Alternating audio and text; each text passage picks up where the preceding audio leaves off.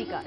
হাত ধরুন all India অ্যাস্ট্রোপামিস তন্ত্র রিসার্চ সেন্টারের জ্যোতিষ শিক্ষক সনাতন ও আধুনিক জ্যোতিষবিদ শ্রী সুব্রত চক্রবর্তী। জ্যোতিষে আস্থা, প্রয়োজনে প্রতিকার, জীবন হবে স্বর্ণালঙ্কার। নমস্কার, চ্যানেল ভিশনে সমস্ত দর্শক বন্ধুদেরকে রবিবাসরীয় শুভেচ্ছা জানাই। রবিবার দুপুর 2:45 আপনাদের সকলের খুব প্রিয় অনুষ্ঠান কল্পতরু অনুষ্ঠান নিয়ে আজও আমরা হাজির হয়েছি আপনাদের সামনে। আসলে কল্পতরু অনুষ্ঠান ইতিমধ্যেই জনপ্রিয়তার এমন একটি জায়গায় পৌঁছিয়ে গিয়েছে যেখান থেকে অনেক মানুষ আমাদেরকে ফোন করেন, অনেক মানুষ ব্যক্তিগতভাবে আমাদের সাথে যোগাযোগ করেন। কিছুই না, আসলে যে কথা বারবার করে কল্পতরু অনুষ্ঠানের উদ্দেশ্য আপনাদের সকলের সাথে ভাগ করে নেবার, সেটি হলো আমরা চাই জ্যোতিষ এমন একটি বিষয়, এমন একটি বিজ্ঞান, সেটি জানা থাকলে বা সেটি সম্পর্কে যদি আপনাদের সম্যক ধারণা থাকে তাহলে হয়তো জীবনের লড়াইটা অনেক সহজ হয়ে যায়। সেখানে হয়তো ভয় থাকে না, সেখানে হয়তো আমাদের প্রত্যেক দিনের যে জীবন প্রণালী বা জীবন যাত্রায় নানান রকমের আমাদের বাধার বা বিপদের সম্মুখীন হতে হয়, সেখান থেকে অনেকটা সাহস সঞ্চয় করে বোধহয় লড়াইটা কিছুটা সহজ হয়। কিন্তু এই লড়াইটা সহজ করতে গেলেও কিন্তু এমন একজন মানুষ যার পাশে থাকা অত্যন্ত প্রয়োজন, যাকে আপনারা সহজে বিশ্বাস করতে পারেন এবং যার প্রতি ভরসা রাখতে পারেন। শ্রী সুব্রত চক্রবর্তী ইতিমধ্যেই আপনাদের সেই ভরসার জায়গা, বিশ্বাসের জায়গাটি অর্জন করেছেন। তাই তো তিনি বলেন, জ্যোতিষে আস্থা, প্রয়োজনে প্রতিকার, জীবন হবে স্বর্ণালঙ্কার। হ্যাঁ, প্রথমেই যেটা প্রয়োজন সেটা হলো আপনার এই যে জীবনযাত্রা, প্রাত্যহিক জীবন প্রণালীর মধ্যে কোথাও কোনো সমস্যা রয়েছে কিনা, তাহলে প্রথমে সেটি অন্বেষণের প্রয়োজন রয়েছে। তার সাথে অবশ্যই রয়েছে সঠিক প্রতিকার। সেখানেও কিন্তু আমরা দেখতে পারি নানান রকমের একটা অসুবিধার জায়গা থাকে। আপনি যেমনটা ভাবে ভেবেছিলেন না তেমন হয়তো কাজ হলো না, বা আপনার প্রত্যাশা যতটা ছিল সেই প্রত্যাশা পূরণের মাত্রা হয়তো সেই জায়গা পৌঁছলো না। তার মানে সঠিক মানুষটিকে নির্বাচন করা কিন্তু অনেকটা গুরুত্বপূর্ণ একটি বিষয়। আর সুব্রত চক্রবর্তী আমরা বলতেই পারি, যেহেতু কল্পতরু অনুষ্ঠান এই মুহূর্তে আমাদের এত সংখ্যক মানুষ দেখেন, শুধু তাই নয়, এত সংখ্যক মানুষ ফোন করেন তাই নয়, এত সংখ্যক মানুষ আমাদের ব্যক্তিগতভাবে যোগাযোগ করেন এবং বলেন যে কল্পতরু অনুষ্ঠান হ্যাঁ আর 5টা অনুষ্ঠানের থেকে অনেকটা আলাদা, কারণ এখানে বিষয় ভিত্তিক একটি আলোচনা হয় এবং নির্দিষ্ট বিষয়কে কেন্দ্র করেই এখানে একটি আলোচনা। আমরা সবাই জানি কল্পতরু অনুষ্ঠান হচ্ছে তেমনই একটি অনুষ্ঠান। ফলে আজকেও রবিবার দুপুর 2:45 কল্পতরু অনুষ্ঠানে তিনিই থাকবেন, এটাই তো স্বাভাবিক, কারণ তিনি 365 দিন 24 ঘন্টা আমাদের সাথী, আমাদের সঙ্গী। আজকেও তিনি রয়েছেন এবং আজকেও অত্যন্ত গুরুত্বপূর্ণ বিষয় আলোচিত হবে। অবশ্যই থাকবে আপনাদের ফোন, নিচে নাম্বার রয়েছে, সেখানে আপনারা যোগাযোগ অবশ্যই করবেন। আজকেও শ্রী সুব্রত চক্রবর্তী, আসুন থাকি কল্পতরু অনুষ্ঠানের সাথে।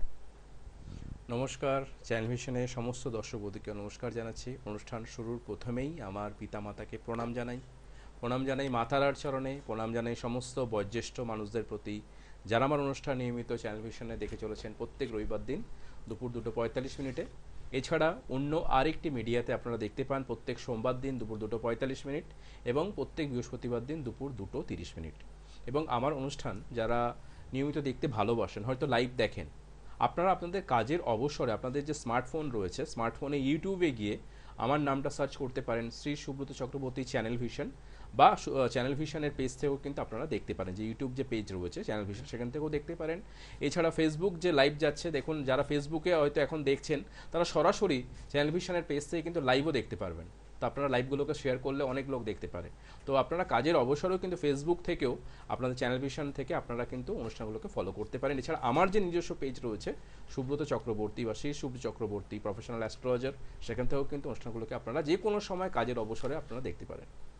আপনাদের বাড়িতে বসে বা মোবাইলে যারা অনুষ্ঠানটা দেখছেন, এই সুন্দর অনুষ্ঠানটি বাড়িতে পৌঁছে দেওয়ার জন্য ঠিক আমার ক্যামেরার পিছনে অনেক দাদা ভাইরা রয়েছেন, কন্ট্রোল করছেন যারা, তাদেরকে অনেক শুভেচ্ছা ভালোবাসা জানাই। চ্যানেল কর্তৃপক্ষকে শুভেচ্ছা ভালোবাসা জানাই। এবং আমার সঙ্গে যিনি প্রথমে শুরু করেছিলেন সঞ্চালনায় আবির সেনগুপ্ত দাদাকে অনেক শুভেচ্ছা এবং ভালোবাসা জানাই। দর্শক বন্ধু, আপনারা প্রত্যেকেই জানেন আমার অনুষ্ঠান মানেই নতুন কিছু আলোচনা এবং নতুন বিষয় নিয়ে তথ্য। তো আজকেও যে বিষয়টাকে নিয়ে আলোচনা করব সেটা হচ্ছে সম্পূর্ণ চক্রম। গত এপিসোডে আমি সম্পূর্ণ চক্রমের কিছু জায়গাকে নিয়ে আলোচনা করেছিলাম, সেখানে বহু মানুষ আবিরদা আমাদের কিন্তু জানিয়েছিল যে এই বিষয়গুলো কিন্তু প্রত্যেকের ভালো লাগছে। আজকেও আমরা ঠিক সম্পূর্ণ চক্রমে কিছু বিষয় নিয়ে আলোচনা করবো। সেটা হচ্ছে কি, অনেকে বলেন যে দাদা আমার সন্তানের পার্টিকুলার কোনো সমস্যা দেখা দিচ্ছে। এবার সমস্যাটা বিভিন্ন ধরনের হতে পারে। আমি দেখতে পাচ্ছি কোনো সন্তান সঠিকভাবে পড়াশোনা করতে পারছে না, বা তিনি পড়াশোনা কমপ্লিট করেছেন, পড়াশোনা কমপ্লিট করার পর তিনি হয়তো হায়ার এডুকেশন করতে চাইছেন, উচ্চশিক্ষা করতে চাইছেন, সেই উচ্চশিক্ষার ক্ষেত্রেও কোনো সমস্যা দেখা দিচ্ছে।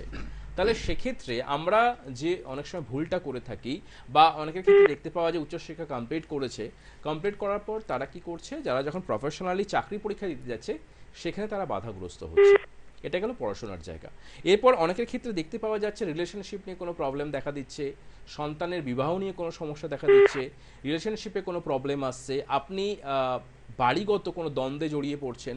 মানুষের জীবনে প্রভূত সমস্যা রয়েছে, বিভিন্ন ধরনের সমস্যা রয়েছে। আমরা কি করি, যখন এই সমস্যাতে পড়ি তখন সেই সমস্যার সমাধানে পাওয়ার জন্য আমরা যে কোনো জ্যোতিষ বন্ধুর কাছে যাই এবং তার কাছে গিয়ে আমরা হাত দেখাই অথবা আমাদের জন্মকুণ্ডলী ন্যাটাল চার্টটাকে বিচার করি। কিন্তু তারপরে তিনি যখন আমাদেরকে প্রোভাইড করেন যে তুমি এই রত্নটা ধারণ করো, তুমি এই যন্ত্র বা কবচটা ধারণ করো, আপনাকে সেটা বুঝে নেওয়া দরকার, আপনাকে বুঝিয়ে দেওয়া দরকার যে আপনার সেই সমস্যাটা কেন হচ্ছে, কি জন্য হচ্ছে। তার মানে কি, আমরা শুধুমাত্র একটা ন্যাটাল চার্ট বা লগ্ন কুণ্ডলী বা রাশি কুণ্ডলী, যেটা আপনারা যাই বলেন, তাহলে সেই রাশি চার্টের উপর ভিত্তি করেই কিন্তু আমরা সব কিছু করছি।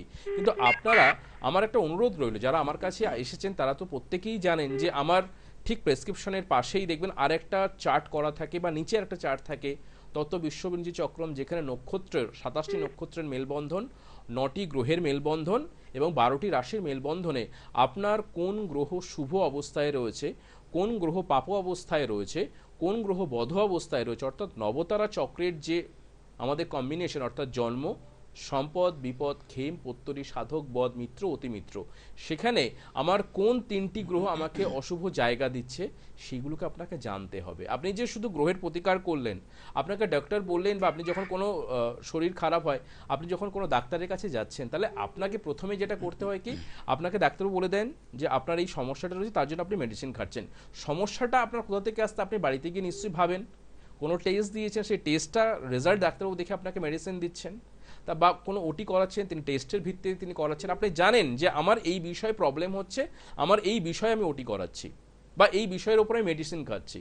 তাহলে আপনি যখন সেই জিনিসটাকে বুঝে নিচ্ছেন, তাহলে আপনার সন্তানের কোনো কিছু যখন সমস্যা বা ব্যক্তিগত কোনো সমস্যা নিয়ে আপনি জ্যোতিষীর কাছে আসছেন, আপনাকে কিন্তু প্রথমে বুঝে নিতে হবে আপনার কোন গ্রহের প্রবলেমের জন্য তিনি তাকে দিচ্ছেন, কোন গ্রহকে বুস্ট করাচ্ছেন। আমাদের প্রথম কথা, অনেকে বলেন দাদা জ্যোতিষশাস্ত্র কিভাবে কাজ করে। আমি তাদেরকে উদ্দেশ্যে একটা জিনিস বলে দিতে চাই, যে জ্যোতিষ কিন্তু সম্পূর্ণ কাজ করে আমাদের সূর্য রশ্মির ওপরে, আমাদের এই যে সূর্যের 7 রঙের আভার, কালার থেরাপির ওপরে কিন্তু কাজ করা হয়। আমাদের মানুষের জীবনেও কিন্তু এই গ্রহেদের আলোক যে 6টা, কোনো ক্ষেত্রে কম থাকে, কোনো ক্ষেত্রে বেশি থাকে। আমাদের অ্যাস্ট্রোলজির কাজ হচ্ছে সেটাকে ব্যালেন্স করে দেওয়া। লাইফের ক্ষেত্রে যখন আনব্যালেন্স হয়ে যায়, তখন কিন্তু বিভিন্ন সমস্যা আপনাকে ঘিরে ধরে, এবং মানুষের জীবনে চলার পথে সমস্যা থাকবে, এটা স্বাভাবিক, এটা স্বাভাবিক ব্যাপার। কিন্তু যখন সেই সমস্যাটা বৃহৎ আকার নেয়, তখন কিন্তু মানুষের স্বাভাবিকত্ব জীবনে নষ্ট হয়। সেই স্বাভাবিকত্বকে ফিরিয়ে দেওয়াই কিন্তু জ্যোতিষের কাজ আপনার। এমন নয় যে আপনাকে পুরোপুরি চেঞ্জ করে দেওয়া, আপনাকে আমূল পরিবর্তন করে দেওয়া, আপনার সমস্যার 100% সমাধান করে দেওয়া, তবে কিন্তু আপনি ভুল করবেন। অর্থাৎ আপনাকে যারা চটকদারি চমকদারি দিয়ে জ্যোতিষশাস্ত্রের প্রতি আপনাকে আকর্ষণ করছে, আপনি আমার কাছে আসুন, তন্ত্রের দ্বারা আপনাকে আমি সব করে দেবো, তাহলে তিনি তো, তাহলে তো আমি বলতে পারি যে আমাদের মুখ্যমন্ত্রী বা প্রধানমন্ত্রী তাদের দপ্তরে কোনো ভালো ভালো কোনো আমলাকে না রেখে জ্যোতিষীদের রেখে দিতে পারতেন, বা বড় তান্ত্রিকদের রেখে দিতে পারতেন, তাই না? এই প্রশ্নটা আপনাদের মনে করা দরকার, কারণ তারা ওই সমস্ত জায়গায়, প্রধানমন্ত্রী, মুখ্যমন্ত্রী, তারাকে এই সমস্ত আমলাদের না রেখে ভালো তান্ত্রিককে রেখে দিতে পারতো, অনেক সমস্যার সমাধান করে দিতে পারবে, তারা অনেক কিছু দেখে বলে দিতে পারবে। কিন্তু রাখে না কেন? তার প্রথম কথা হচ্ছে, জ্যোতিষ শাস্ত্রও কিন্তু আমাদের আজকে ভারতবর্ষে দাঁড়িয়েও কিন্তু স্বীকৃতি দেওয়া হয়েছে, কিন্তু সেই স্বীকৃতি দেওয়া হচ্ছে রেজিস্ট্রেশনের ভিত্তিতে। আপনি দেখবেন আমার যখন প্রেসক্রিপশনটা আপনি যখন পান, সেখানে দেখবেন আমার ওখানে একটা রেজিস্ট্রেশন রয়েছে, গভর্নমেন্ট অফ রেজিস্টার্ড, শিক্ষাগত যোগ্যতার উপরে রেজিস্ট্রেশন নাম্বার দেওয়া হয়। সেই রেজিস্টার্ড অ্যাস্ট্রোলজারদের কাছে আপনারা যান, তবে কিন্তু আপনাকে ঠকতে হবে না। আপনি দেখবেন ডাক্তারও তো দেখান, ডাক্তার যখন দেখান তার তো আপনারা তার ডিগ্রি দেখেন, তার রেজিস্ট্রেশন নাম্বার দেখেন। মাঝখানে তো এরকম হয়েছিল যে অনেক ভুয়ো ডাক্তার ধরা পড়ছিল। আমাদের কিন্তু জ্যোতিষশাস্ত্র জগতে এরকম ভুয়ো জ্যোতিষী ভর্তি রয়েছে, কিন্তু আপনাদের চোখটা খুলে দেখা দরকার, আমি যার কাছে যাচ্ছি তার শিক্ষাগত যোগ্যতাটা কি, তার আদৌ কোনো গভর্নমেন্ট রেজিস্টার্ড নাম্বার রয়েছে কি না। কারণ আমাদের গভর্নমেন্ট রেজিস্টার্ড এটা কিন্তু চালু হয়েছে গভর্নমেন্ট অফ ইন্ডিয়া থেকে। সেই রেজিস্টারের মাধ্যমে শিক্ষাগত যোগ্যতার মাধ্যমে কিন্তু আমরা সেই মতো রেজিস্টার্ড পাই, সেই মতো আমরা কাজ করছি। এবং আমার যে ইনস্টিটিউশন রয়েছে, আমার যে কলকাতা এবং শিলিগুড়ির যে ব্রাঞ্চ, শিলিগুড়িতে অলরেডি আমার ক্লাস চলছে, সেখানেও কিন্তু আমি যেটা করেছি, আমার এই শিক্ষায় যারা অংশগ্রহণ করতে চাইছে বা আমার এই জ্যোতিষশাস্ত্রের পথে যারা নতুন আসতে চলেছে বা জ্যোতিষশাস্ত্রকে যারা পেশা হিসেবে নিতে চাইছে, তাদের জন্য কিন্তু আমরা যেটা ব্যবস্থা করেছি কি, তার মিনিমাম শিক্ষাগত যোগ্যতা কিন্তু স্নাতক বা গ্র্যাজুয়েশন হওয়াটা দরকার। তারপরেই কিন্তু আমরা তাকে তার ডকুমেন্টস ভেরিফাই করার পর তখন আমরা আমাদের ইনস্টিটিউশনে কিন্তু ভর্তি নেওয়া হয়, তার আগে কিন্তু নেওয়া হয় না। কারণ জ্যোতিষের একটা মানদণ্ড দরকার। আমি বারবার এই কথাটা কেন আপনাদেরকে বলে দিচ্ছি, কেন বলার চেষ্টা করছি, আমার মতো অনেক শিক্ষিত গুণী ব্যক্তি চ্যানেল ভিশন এবং অন্যান্য মিডিয়াতেও বসছে, আপনারা তাদের কাছে যান। কিন্তু এই যারা চটকদারি চমকদারি, যাদের রেজিস্ট্রেশন কোনো নাম্বার নেই, যারা তান্ত্রিকের বেশে আপনাদেরকে নানা রকম এই সমস্যা চলছে, তোমার বাড়িতে এই প্রবলেম রয়েছে, তোমার বাড়ির কেউ মরে গেছে, তোমার বাড়ির পাশে এই রয়েছে, আমি চিতাতে গিয়ে তোমার তন্ত্র সমস্ত কাজ করে দেবো, তারাপীঠে গিয়ে কাজ করে দেবো, চাঁদের পাল্লায় পড়বেন না। যদি পড়েন, আপনি আপনার অর্জিত অর্থ আপনি সজ্ঞানে তার কাছে কিন্তু সেই ঠকবাজের কাছে আপনি দিয়ে আসছেন, সেটা আপনাকে মাথায় রাখতে হবে। এবং তারপরে যখন আপনি সমস্যার সমাধান পাবেন না, তারপরে যখন যখন জিনিসটা নিয়ে আসবেন, দেখা গেল আপনার যে ভালো দশা অন্তর্দশাটা ছিল, একটা ভালো সময় প্রত্যেকটা মানুষের জীবনে ঈশ্বর দিয়ে রাখেন, সেই ভালো সময়টাকে আপনাকে ইউজ করতে হবে, সেটাকে আপনাকে জানতে হবে। এটাই বলার যে সম্পূর্ণ চক্রমের মাধ্যমে জ্যোতিষকে যদি একটা সঠিক গাইডলাইন করা যায়, আপনি সেখান থেকে সমাধান পাবেন। কিভাবে পাবেন তার রাস্তা আমি অবশ্যই বলবো। ফোনে কোনো বন্ধু এসছে। হ্যাঁ, ফোনে কে আছেন? নমস্কার। হ্যাঁ নমস্কার, আমি মেদিনীপুর থেকে কথা বলছি। নমস্কার। মেদিনীপুর থেকে? হ্যাঁ, কে বলছেন? মেদিনীপুর থেকে সৌরভ কথা বলছি। সৌরভ? হ্যাঁ সৌরভ নাম, পুরো নামটা বলা যাবে? হ্যাঁ সৌরভ পাল। সৌরভ পাল। বলো আচ্ছা। সৌরভ। হ্যাঁ। কার জন্য? তোমার জন্য? হ্যাঁ আমার জন্য, আমার নিজের জন্য। বলো date date of of birth. বার্থটা? ডেট অফ বার্থ হচ্ছে 26শে মে 1999। 26শে মে হ্যাঁ হ্যাঁ 1999। আর হ্যাঁ সময়, জন্ম সময়? সকাল 7:55। মেদিনীপুরেই তো? হ্যাঁ মেদিনীপুর। আচ্ছা। আচ্ছা সৌরভ, তোমার জন্মবার কি বুধবার ছিল? হ্যাঁ স্যার বুধবার ছিল। বুধবার ছিল। তোমার লগ্ন হচ্ছে মিথুন লগ্ন, রাশি হচ্ছে কন্যা রাশি, জানতে? হ্যাঁ জানা ছিল। জানা ছিল। তোমার নক্ষত্র হচ্ছে চিত্রা নক্ষত্রে জন্ম হয়েছিল। প্রথমে যেটা বলি, তোমার পড়াশোনা কমপ্লিট হয়েছে? হ্যাঁ হ্যাঁ হ্যাঁ হ্যাঁ স্যার হয়ে গেছে। আচ্ছা, এবার কেরিয়ারের দিকে একটু মন দিচ্ছ তো? কেরিয়ার নিয়ে কি জানতে চাইছো? হ্যাঁ কেরিয়ার বিষয় প্রশ্ন। আচ্ছা, প্রথমে যেটা বলি, তুমি কোনো গভর্নমেন্ট সার্ভিসের পরীক্ষা কি দিচ্ছ? সেখানে কোনো সমস্যা তৈরি হয়েছিল বা হচ্ছে? হ্যাঁ স্যার প্রিপারেশন নিচ্ছি, মানে প্রিপারেশন নিচ্ছি। আচ্ছা, প্রথমে যেটা বলি তোমার ক্ষেত্রে, আমি জানতে চাইছিলাম। আচ্ছা আচ্ছা বলে দিচ্ছি তোমাকে, বুঝতে পারছি না। বলে দিচ্ছি। সমস্যা। তোমার মঙ্গলটা বক্রী অবস্থাতে রয়েছে বা রেট্রোগেট, ঠিক আছে?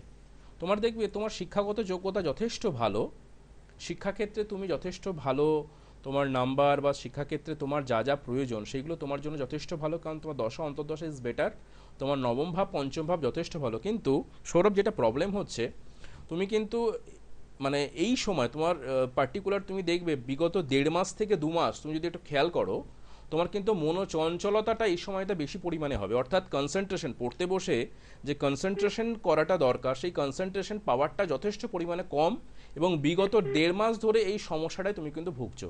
ইয়েস অ্যান্ড নো, সেটা জানো? হ্যাঁ স্যার হ্যাঁ। হ্যাঁ, ওকে।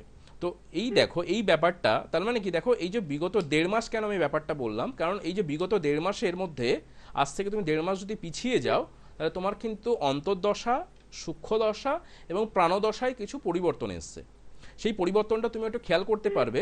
সেই পরিবর্তনটা কি, তোমার দেখবে একটু ল্যাথার্জি ভাব বেড়ে গেছে প্রচুর পরিমাণে, বা যেটা যদি মা থাকতো আরও ভালো বুঝতে পারছো, তুমিও নিজে বুঝতে পারবে যে তোমার এনার্জির অভাব প্রচুর পরিমাণে থাকছে। অর্থাৎ তোমার যে মেন মহাদশা যাচ্ছে, তার সঙ্গে অন্তর্দশা, সূক্ষ্মদশা, প্রাণদশার যদি বন্ধুত্বপূর্ণ সম্পর্ক না হয়, তাহলে কি হয়, অনেক সময় যে নেগেটিভ চিন্তাধারা বেশি পরিমাণে বেড়ে যায়, ল্যাথার্জি প্রচুর পরিমাণে বেড়ে যায়, এবং সেক্ষেত্রে তুমি ভবিষ্যৎ নিয়ে প্রচণ্ড পরিমাণে চিন্তাশীল, এবং আদৌ তোমার ক্ষেত্রে একটা ভয় ভীতি প্রচুর পরিমাণে কাজ করবে। বুঝতে পেরেছো? এরকমই হচ্ছে। হ্যাঁ, এবার বলো তোমার প্রশ্নটা, এবার রাখো, কি জানতে চাইছো? হ্যাঁ বলছি স্যার, প্রিপারেশন তো নিচ্ছি গভর্নমেন্ট সার্ভিসের জন্য, কিন্তু স্যার ওটা কোনোভাবেই ক্র্যাক করতে পারছি না। কোনোভাবে মানে ক্র্যাক করা যাচ্ছে না আর কি। মানে 2-1 নম্বরের জন্য ওটা হ্যাঁ, আমি কিন্তু প্রথমেই তোমাকে বলেছিলাম যে তুমি যখন কোনো এক্সাম পরে বা পরীক্ষা দেবে সেক্ষেত্রে তুমি কিন্তু এর আগে যতগুলো পরীক্ষা দিয়েছো বা সেক্ষেত্রে কিন্তু তোমার অসফলতা হয়েছে, সেটা আমি প্রথমে বলেছিলাম তো। হ্যাঁ হ্যাঁ হ্যাঁ একদম। তো এই যে অসফলতা হচ্ছে তার প্রধান কারণটা হচ্ছে তোমার মহাদশার সঙ্গে প্রাণদশার সূক্ষ্মদশার মেলবন্ধনটা নেই। এটা এমন নয় যে তোমার কেউ ক্ষতিকার্য করে দিয়েছে, কোনো বাস্তুদোষ রয়েছে, এটা সম্পূর্ণভাবে কিন্তু ওই ধরনের কোনো সমস্যাই নয়। তোমার সমস্যাটা হচ্ছে মহাদশা এবং অন্তর্দশা প্রতি প্রবলেমের জন্য তোমার মধ্যে কি হচ্ছে বলো তো, কনসেন্ট্রেশন ব্রেক হচ্ছে, অর্থাৎ তুমি তোমার বেস্ট পারফরমেন্সকে দিতে পারছো না।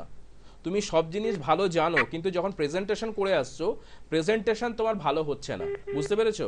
এই প্রবলেমটা যা সূক্ষ্মদশা প্রাণদশার জন্য মহাদশার জন্য। এই মহাদশাপতি অন্তর্দশাপতি একটু প্রতিকার প্রতিবিধান তুমি যদি সৌরভ করতে পারো তবে তোমাকে এটুকু বলতে পারি 2024-এর শেষের দিক 2025-এর প্রথম দিক সেই সময় থেকে কর্মজ যোগ কিন্তু তোমার খুব যথেষ্ট ভালো হবে। এবং তোমাকে আমি এখান থেকে জোর গলায় বলতে পারি তোমার যেহেতু লগ্নে শুক্র অবস্থান করছে, দ্বিতীয় রাহু রয়েছে, এই রাহু তোমাকে কিন্তু কর্মজ যোগ ভালো এনে দেবে। কারণ রাহুর সংযোগ না থাকলে বা শনির সংযোগ না থাকলে কর্মজ যোগ কিন্তু সঠিকভাবে হয় না। তাই প্রাপ্তি যোগটা তোমাকে রাহু দেবে, তোমার দ্বিতীয় অবস্থান করছে এবং তোমার ক্ষেত্রে শনি তোমার ক্ষেত্রে একাদশে অবস্থান করছে, সেই জায়গাটাও তোমার ক্ষেত্রে কিন্তু যথেষ্ট ভালো। কিন্তু তোমাকে মাথায় রাখতে হবে তোমার একাদশের শনি মেষ রাশিতে বসে আছে নিচস্থ অবস্থাতে, তাহলে তোমার ক্ষেত্রে সূক্ষ্মদশা প্রাণদশা যে যাচ্ছে তার সঙ্গে শনির প্রতিকার, এই যে সূক্ষাদি বিচারগুলো এইগুলো একটু প্রয়োজন রয়েছে, ঠিক আছে? তো শনির প্রতিকার, সূক্ষ্মদশা প্রাণদশা মহাদশা সঠিক প্রতিকার প্রতিবিধান একটু সৌরভ তুমি করে নাও, তাহলে দেখবে তুমি তোমার অ্যাচিভমেন্টটাকে হাসিল করতে পারবে। না হলে কি হবে বলো তো ভাই, না হলে কি তুমি কি জীবনে চলবে না? অবশ্যই চলতে পারবে। তোমার এই বারবার ঠক্কর খেতে হবে, বাধা পেতে হবে, সামান্য 2-4 নাম্বার জন্য তোমাকে পিছিয়ে আসতে হবে, লাস্টে তোমার মনে হবে যে আমার জন্য সরকারি চাকরি নয়, তুমি প্রাইভেট সেক্টরে চলে যাবে, প্রাইভেট সেক্টরে ছোটোখাটো কোনো কর্মের সঙ্গে যুক্ত হবে, তাতে তোমার জীবন অতিবাহিত হবে। কিন্তু তোমার যে স্বপ্ন, তোমার যে বাস্তবায়িতের জায়গা, সেই জায়গাটাকে তুমি যদি করতে চাও তাহলে এই যে নিচস্থ শনি তার প্রতিকার করো, দশা অন্তর্দশা মহাদশার প্রতিকার করো, বা তোমার কনসেন্ট্রেশন যে ব্রেক হচ্ছে এই জায়গাটাকে কিন্তু তোমাকে ঠিক করতে হবে, ঠিক আছে?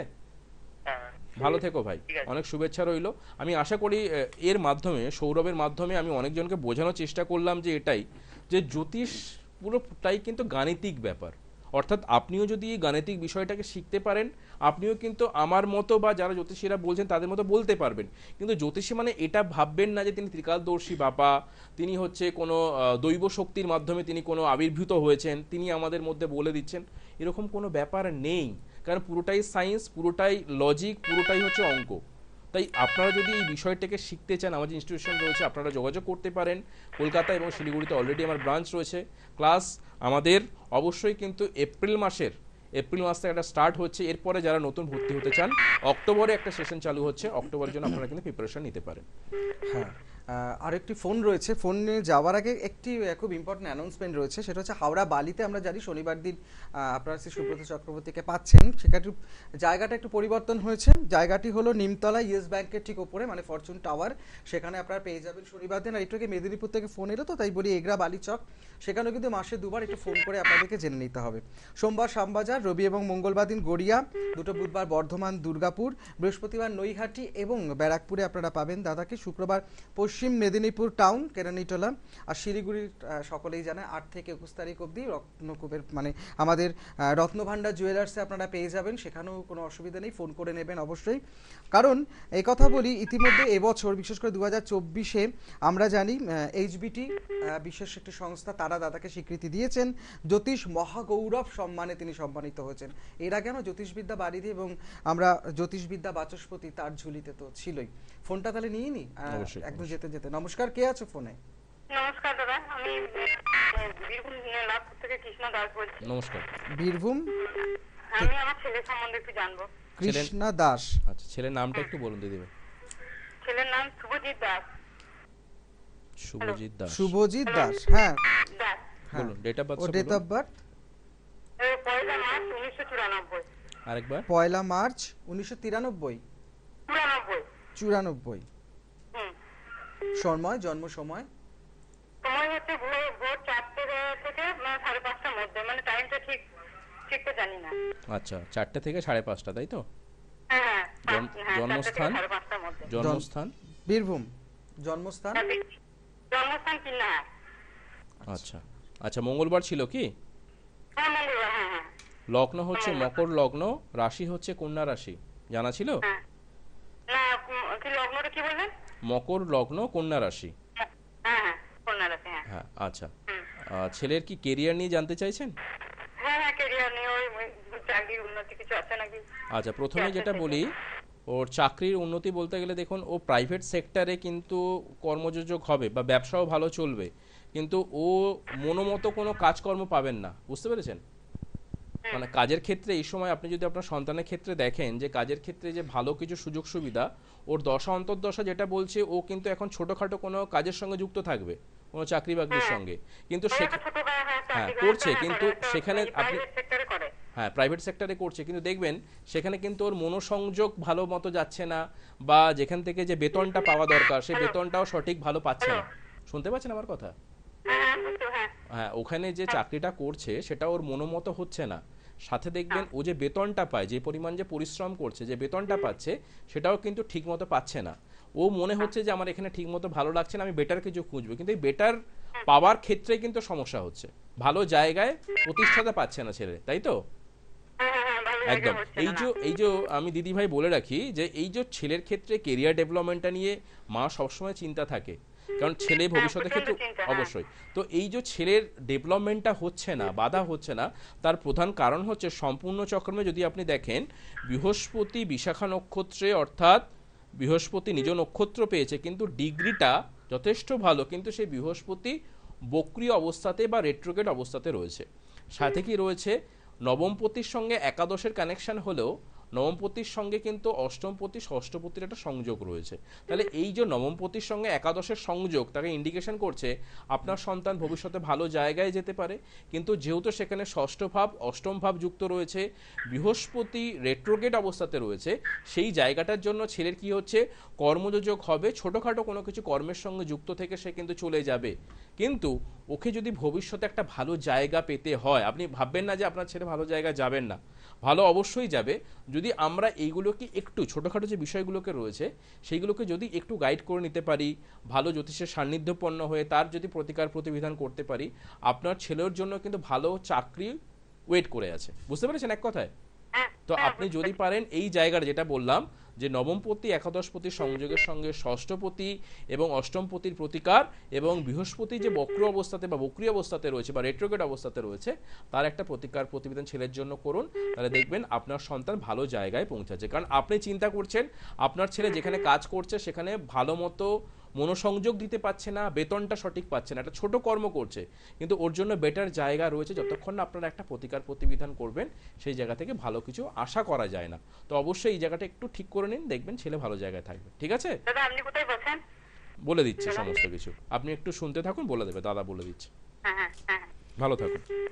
হ্যাঁ, তো আমরা যে কথা একদম শুরুতেই বলেছিলাম যে একটু জানা থাকলে যেটা হয় সেটা লড়াইটা বা আগামী দিনটা একটু বোধহয় আমাদের পুরো প্ল্যান করে নিতে একটু সুবিধা হয়। উনি বীরভূম থেকে ফোন করেছিলেন। বীরভূম থেকে ফোন করেছিলেন, তো দুর্গাপুর বা বর্ধমান যেটা বা সুবিধা হবে, হ্যাঁ। তো আপনি চেম্বারে একটু যোগাযোগ করে নিতে পারেন, যেটা আমার দুর্গাপুর চেম্বার রয়েছে বা বর্ধমান চেম্বার রয়েছে, তো সেইখানে আমার কবেকে ডেট যায়, আমরা দুর্গাপুর বর্ধমান বুধবার থাকি, হ্যাঁ। মাসে দুটো করে, তো আপনি একটু যোগাযোগ করে নেবেন, বা যদি মনে হয় অনলাইনে যোগাযোগ করে নিতে পারেন, ঠিক আছে? ভালো থাকবেন। আজকে আলোচনা যেহেতু শেষের দিকে চলে এসেছি, তো সেক্ষেত্রে আমি বলে দিই, যাদের ধরুন পার্টিকুলার সমস্যা হচ্ছে, যে কোনো সমস্যা আপনি ভাবছেন যে আমি সমস্যা থেকে বেরোবো কিনা, আপনি কিছুই না, সম্পূর্ণ চক্রমটাকে আপনি ভালো করে বিচার বিশ্লেষণ করান। সেখানে আপনি দেখুন যে আপনার নবমপতি একাদশপতি কি অবস্থাতে রয়েছে। সম্পূর্ণ চক্রমটা হয়তো আপনারা অনেকে জানেন না বা করেননি, কারণ D38 চার্ট, এই D38 চার্টের সম্পূর্ণ চক্রমে নবমপতি একাদশপতি বা পঞ্চমপতির সংযোগ যখন কিছুভাবে তৃতীয়পতি কানেক্টিভিটি পাবে, তার মানে আপনি সমস্যা থেকে বেরোনোর রাস্তা আপনার জন্য প্রস্তুত। কিন্তু যখনই মানুষের জীবনে কোনো সমস্যা তৈরি হয়, সেখানে অষ্টমপতি ষষ্ঠপতি না দ্বাদশপতি একটা কানেকশন আসবেই, এবং তার দশা অন্তর্দশা কিছুভাবে ষষ্ঠপতি অষ্টমপতি দ্বাদশপতির কম্বিনেশন থাকবে। আমরা কি করব, সেই জায়গাটাতে একটা ব্যালেন্স করে দেবো। এমন নয় যে জ্যোতিষের কাছে আসা মানেই আপনি বিশাল বড় স্বপ্ন নিয়ে এসছেন, আপনাকে রাতারাতি পরিবর্তন করে দেয়া হবে, আপনাকে কোনো অশুভ যোগ রয়েছে জ্যোতিষী পারবে কাটিয়ে দিতে, সেরকম কোনো নেই। কারণ চটকদারি চমকদারিতে বিশ্বাস করবেন না, বিশ্বাস করবেন বিজ্ঞানের ওপর, বিশ্বাস করবেন শিক্ষার ওপর, বিশ্বাস করবেন শাস্ত্রের ওপর, বিশ্বাস করবেন আমাদের সনাতন জ্যোতিষীর ওপর। আর সনাতন জ্যোতিষীকে যদি বিশ্বাস করেন, ভালো জ্যোতিষ বন্ধুর হাত ধরুন। কারণ আমি মনে করি চ্যানেল ভিশন ছাড়াও অন্যান্য মিডিয়াতেও ভালো জ্যোতিষ বন্ধু বসছেন, তাদের কাছে আপনারাও যেতে পারেন এবং অবশ্যই ভালো জ্যোতিষ গাইডলাইন করে তার প্রতিকার প্রতিবিধান করলে আপনিও ভালো থাকতে পারবেন। আজকে সময় যেহেতু নেই, বারবার ইশারা করছে, আজকে শেষ করছি। নেক্সট এপিসোডে হয়তো নতুন কিছু বিষয় নিয়ে আপনাদের সামনে উপস্থিত হব। আর যদি মনে করছেন আমার সঙ্গে সরাসরি যোগাযোগ করবেন, আমার যে কন্ট্যাক্ট নাম্বার রয়েছে পরে আপনারা যোগাযোগ করতে পারেন। সবাই ভালো থাকবেন, নমস্কার।